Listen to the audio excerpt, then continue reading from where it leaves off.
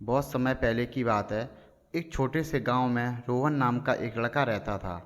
रोहन बहुत ही प्यारा और होशियार था, लेकिन उसमें एक बड़ी कमी थी। वह बेहद आलसी था।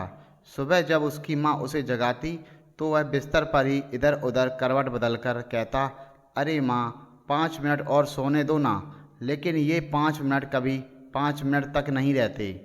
धीरे धीरे आधा घंटा, फिर 1 घंटा निकल जाता और सूरज आसमान में ऊंचा चढ़ जाता। स्कूल जाने का समय हो जाता, लेकिन रोहन तब तक आलस में बिस्तर छोड़ना ही नहीं चाहता था। माँ पिता बहुत समझाते कि बेटा, समय की कीमत समझो। अगर समय निकल गया तो वह कभी लौटकर नहीं आता। लेकिन रोहन की आदतों में कोई बदलाव नहीं आया। आलस की वजह से रोहन की पढ़ाई बिगड़ने लगी। वह स्कूल देर से पहुंचता, होमवर्क अधूरा रहता और अध्यापक उसे रोज़ डांटते। दोस्त भी उससे नाराज़ रहते क्योंकि वह खेल के मैदान में भी देर से आता। जब सब खेल खत्म कर चुके होते तब रोहन धीमे धीमे आता और कहता, अरे मैं भी खेलूँगा। लेकिन उस समय तब तक सब घर चले जाते। धीरे धीरे रोहन उदास रहने लगा। उसका मन पढ़ाई और खेल में नहीं लगता था। उसे लगता कि पूरी दुनिया उसे नापसंद करने लगी है। लेकिन फिर भी उसकी आलसी आदतें ख़त्म नहीं हो रही थीं। एक दिन की बात है। रोहन खेतों के रास्ते से गुजर रहा था। अचानक उसकी नज़र एक पुराने पेड़ के नीचे पड़ी, जहाँ मिट्टी में आधी दबी हुई एक पुरानी घड़ी चमक रही थी। रोहन ने घड़ी उठाई। यह कोई साधारण घड़ी नहीं थी। उसमें सुनहरी सुइयां थीं और जैसे ही रोहन ने उसे हाथ में लिया, घड़ी में से एक मधुर आवाज़ आई, रोहन, मैं एक जादुई घड़ी हूँ। मैं तुम्हें एक वरदान देती हूँ। अगर तुम समय की कद्र करोगे और आलस छोड़ोगे तो मैं तुम्हें खुशियाँ और सफलता दूंगी। लेकिन अगर तुम फिर से आलसी बने तो मैं तुम्हें छोड़ दूंगी। रोहन चौंक गया। उसने घड़ी से कहा, तुम सचमुच बोल सकती हो?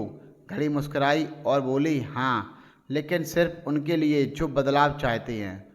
अब यह तुम्हारे ऊपर है कि तुम आलसी रहना चाहते हो या बदलकर सबको खुश करना चाहते हो।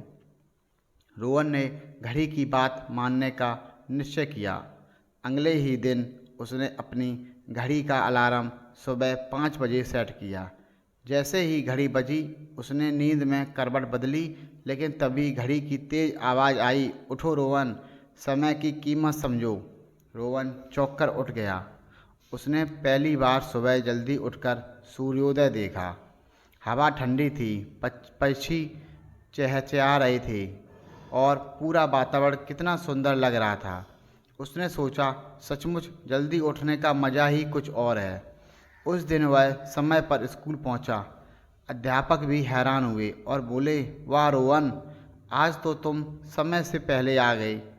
धीरे धीरे रोहन समय पर पढ़ाई करने लगा, अपना होमवर्क पूरा करने लगा और उसके अंक सुधरने लगे। अब रोहन रोज़ समय समय से उठता और पढ़ाई करता और खेल के मैदान में भी सबसे पहले पहुंचता। उसके दोस्त फिर से उसके साथ खेलने लगे। माँ पिता की आंखों में गर्व झलकने लगा।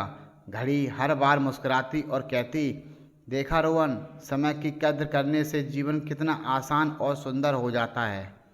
कुछ ही महीनों में रोहन क्लास का होशियार छात्र बन गया। जहाँ पहले वह पीछे रहता था, अब वहाँ वह सबसे आगे खड़ा होने लगा। लेकिन कहानी यही ख़त्म नहीं होती। एक दिन स्कूल में अचानक परीक्षा की घोषणा हुई। सभी बच्चे घबरा गए। रोहन भी घबरा गया, लेकिन फिर उसे याद आया कि उसने तो रोज़ समय पर पढ़ाई की थी। परीक्षा के दिन जब वह पेपर लिखने बैठा तो सारे प्रश्न उसे अच्छे से आते थे। उसने आत्मविश्वास के साथ उत्तर लिखे। जब रिजल्ट आया तो सबके सामने उसका नाम सबसे ऊपर था। रोहन ने पहली बार क्लास में पहला स्थान प्राप्त किया। अध्यापक ने सब बच्चों से कहा, देखो बच्चों, समय की कीमत जो समझता है वही जीवन में सबसे आगे बढ़ता है। रोहन इसका सबसे अच्छा उदाहरण है। धीरे धीरे पूरे गांव में रोहन की चर्चा होने लगी। लोग कहते, अरे यह वही लड़का है जो पहले आलसी था और आज सबके लिए मिसाल बन गया है। माँ की आंखों में खुशी के आंसू थे। उन्होंने रोहन को गले लगाकर कहा, बेटा अब तू सचमुच हमारा गर्व है।